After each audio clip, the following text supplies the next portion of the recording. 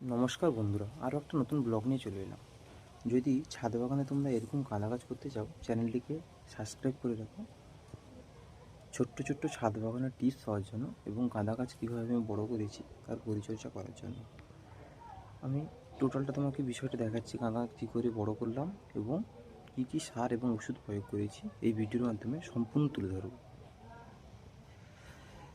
গাঁদা গাছটি দেখতে পাচ্ছ, কতগুলো গাঁদা গাছে কুঁড়ি এসছে এবং ফুলের সাইজটা দেখো একবার। এটা হচ্ছে একটা ইনকা গাঁদা, এটা সম্পূর্ণ ফুটে গেছে ফুলটা।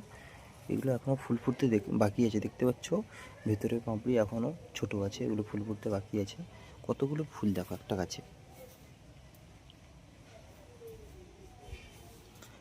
এইরকম গাঁদা গাছ করতে হলে আমি শুধুমাত্র মিডিয়া তোমাদের দেখিয়েছিলাম কী করে মিডিয়া তৈরি করেছিলাম, এবং সার হিসেবে আমি জৈব সার এবং সর্ষে পিড়িয়া এবং অল্প পরিমাণে ডিএপি ছাড়া কোনো সার ইউজ করিনি আমি। আর ওষুধ হিসেবে শুধুমাত্র কাকা ইউজ করেছি। শীতের ছাদ বাগানের জন্য সবচেয়ে গুরুত্বপূর্ণ একটা মেডিসিন হচ্ছে কাকা,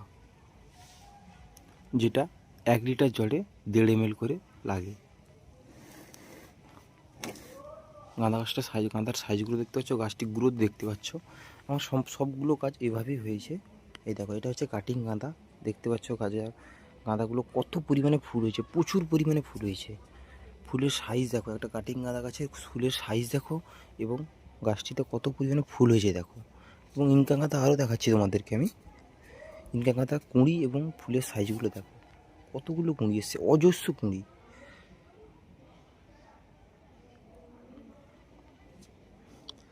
এরকম তোমাদের ছাদ বাগানেও এরকম ফুল ফুটবে, তার জন্য চ্যানেলটিকে সাবস্ক্রাইব করে রাখো আমার কাছে ছোট্ট মোটো তথ্য পাওয়ার জন্য।